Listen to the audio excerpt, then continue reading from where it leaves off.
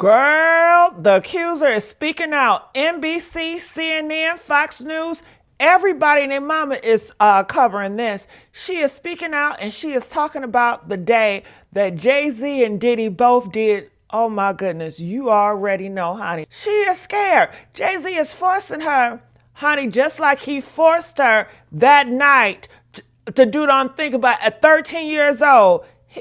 Is forcing her to try to come out here so his goons can get her. Just like they took out Uncle Ron, honey, and the rest of them, okay? But I want you guys to listen to this video of the accuser. And I got Paul. Paul gonna come in right after this and he gonna say what he say. Check this out, y'all. Make sure y'all like, share, subscribe here at the Messy Sweet Spot, okay?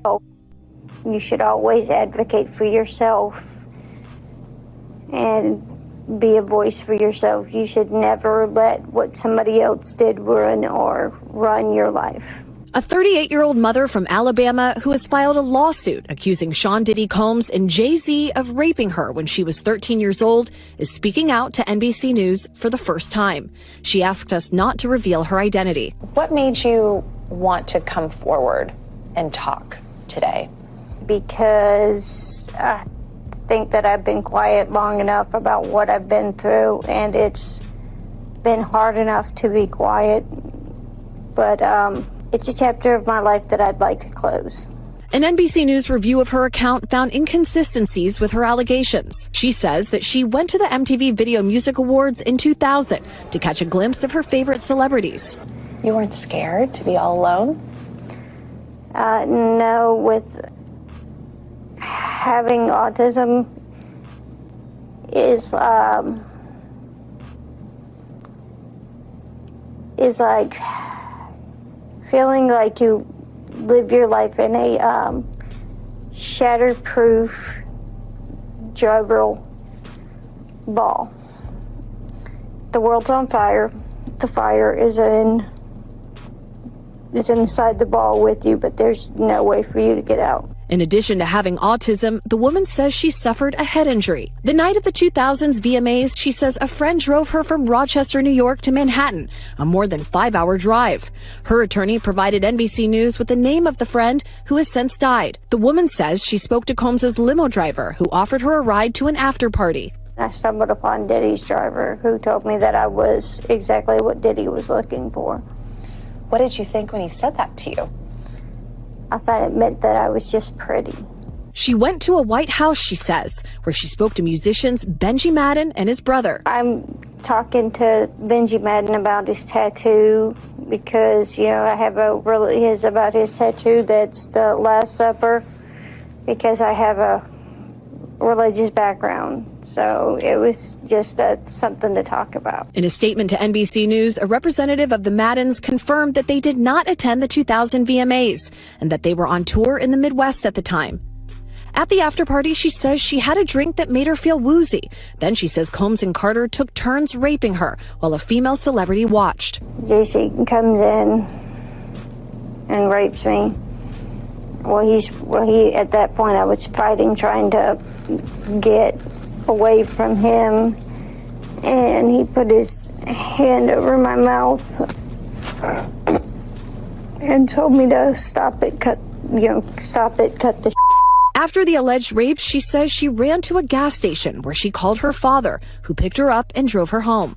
We rode home in silence. He didn't ask me what happened. He didn't ask me what I did or where I was. In an interview with NBC News, her father said he could not verify the claims. Quote, "I felt like I would remember that, and I don't. I have a lot going on, but I mean, that's something that would definitely stick in my mind," he said. When we asked the woman about the contradictions in a phone interview on Friday, she said that she stands by her statements. "I have made some mistakes," she said. "Honestly, what is the clearest is what happened to me."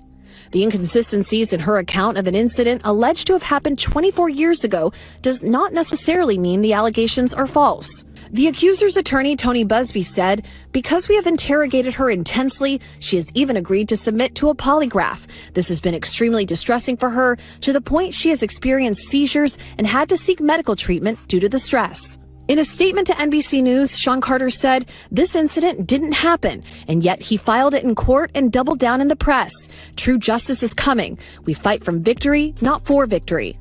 Is any part of you scared coming out against such powerful people? Yeah, I'm scared of what could happen, but I'm more afraid of letting it eat me alive from the inside out than I am of,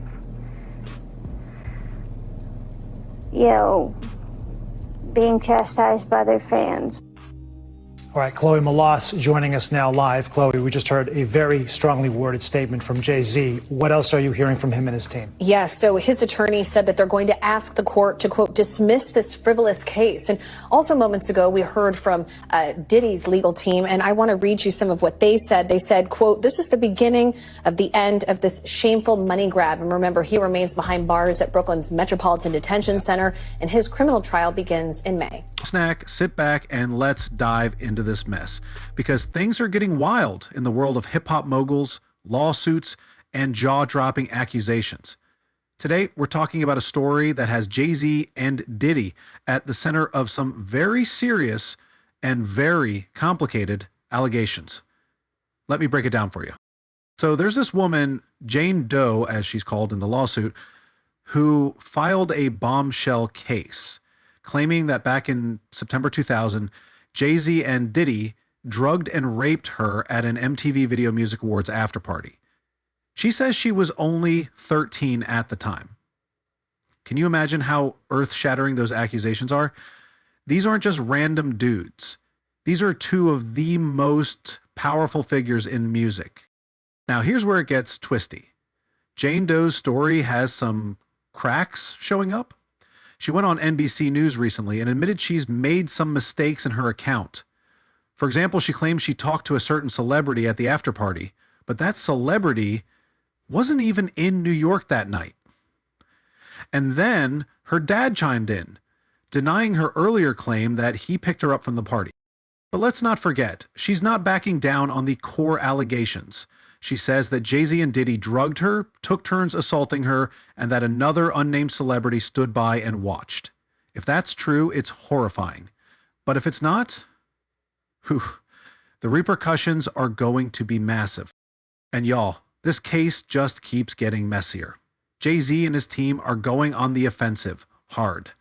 His lawyer, Alex Spiro, is calling this a false story and slamming Jane Doe's attorney, Tony Busby. Spiro even hinted that Busby has a history of dragging Diddy's name into unrelated cases. Jay-Z himself released a statement saying, true justice is coming. And y'all know he didn't say that lightly. Now, let's not forget Sean Diddy Combs, because baby, his situation is already a dumpster fire. Over the past year, more than 100 people have accused him of sexual abuse. Imagine that, 100 people. And to make it worse, his legal team is out here saying that over 50 of those claims were false.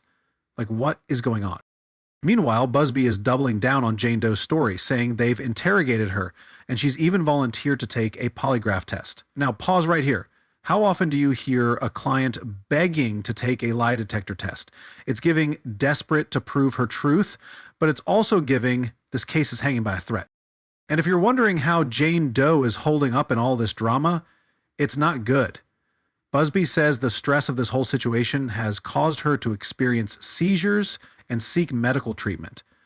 Can you imagine having your entire life turned upside down like this? But here's where I want y'all to tell me what you think. With so many details in question, like Jane Doe's timeline not matching up, the alleged location being wrong, and her own dad disputing her story, does this feel like a money grab, or do you think this could be a case of someone fighting to expose two of the most powerful men in music?